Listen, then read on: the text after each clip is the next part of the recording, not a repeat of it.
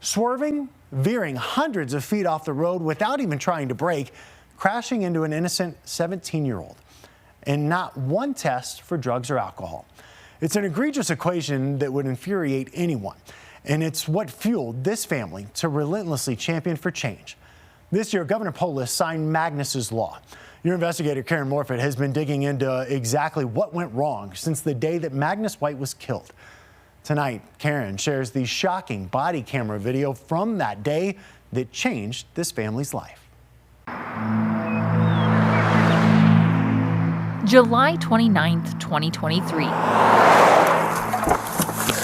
37 arrival. An officer in training responds to the side of Highway 119. But all you need to do is start getting witness information, statements. There, on scene, a bicycle involved in that crash.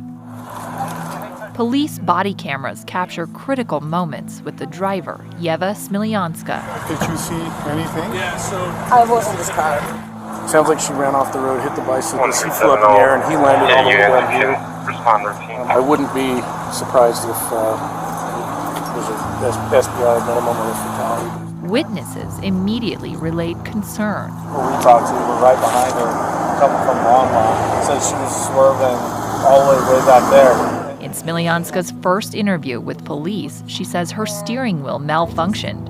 You know this feeling like when you're driving in the rain or in the snow, when you can't control your wheels? And admits to drinking after leaving her job at a Longmont bar that morning. You didn't drink anything today at all? I mean, technically it's today because my shift ended at 2 a.m. So I have a drinks right after my shift. But I went to home with my friend, we had to sleep. There are no follow-up questions about when she stopped drinking. On the shoulder blade. That officer is pulled away from the crash and relays inaccurate information to a second investigator. So she works at a bar? Mm-hmm. So she worked there yesterday, so she drank at 2 in the morning. Okay. She hasn't had anything to drink at all today or nothing. Yeva Smilyanska is never asked to take a test for drugs or alcohol. So we used to have all of Magnus's bikes in the garage, but we moved them all down here to the basement in a room. You can recognize Magnus on a bike from a mile away. He was just so smooth, effortless, powerful, technically gifted. This is the one he won a national championship on. The very first thing the Colorado State Patrol said to us was the driver did everything right. That raised a question mark in our head, like, really? Our son is dead.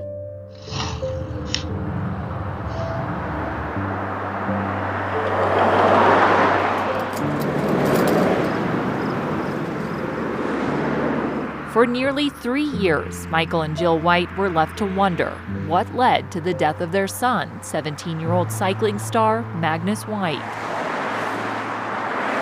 I've always advocated for my kids. When he, was killed, I said, I'm still going to advocate for you, Magnus. We're going to find out what happened. We're going to fix this. We're going to figure this out. And we're going to, do something about it. In the meantime, just try and relax.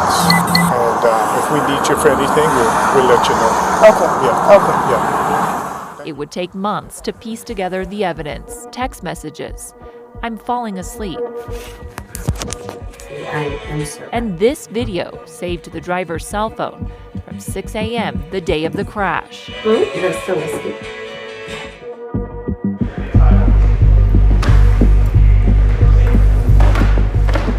Yeva Smilyanska was convicted of reckless vehicular homicide and sentenced to 4 years in prison.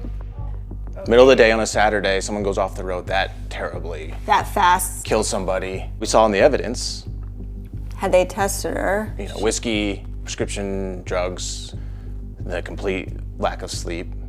Because no alcohol screening was conducted at the crash scene, prosecutors were unable to pursue impaired driving charges that would have carried a much larger penalty. It just didn't seem like it was taken as a serious crime when it happened. It's not about putting people in jail or prison. It's about the right level of accountability for the crime that was committed. Instead of walking away after that trial, the Whites went to work. For For months, they met with lawmakers, prosecutors, law enforcement leaders, and victims' advocates, pushing for a change they hoped could spare other families from the uncertainty they experienced. A car had left the roadway and traveled 300 feet into a field.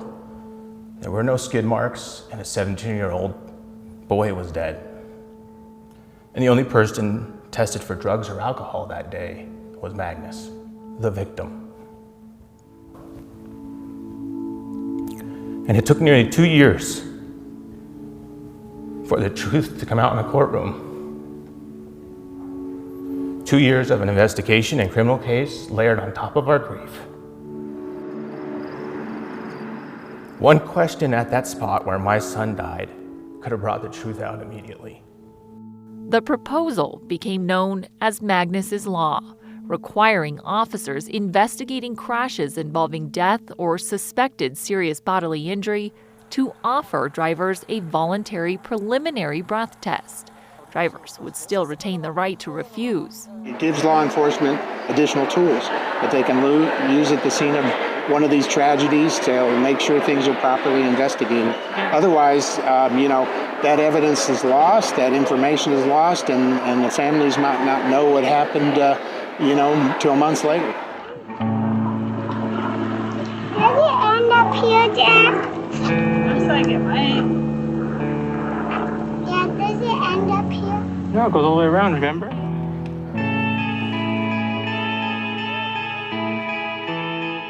For us as Magnus's mom and dad, it is really hard to celebrate a law named after our son.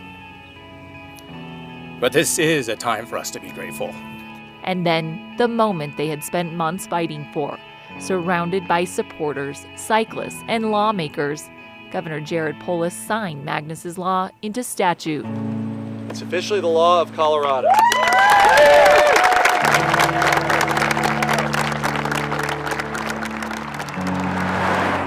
The law won't bring Magnus home. His bike remains parked, but his parents say his legacy now rides with every investigation that follows. For me, it's an expression of my grief still towards Magnus, and that's going to carry on as long as I do. And so, of course, I'm going to keep fighting for him. That's what I think any parent would do.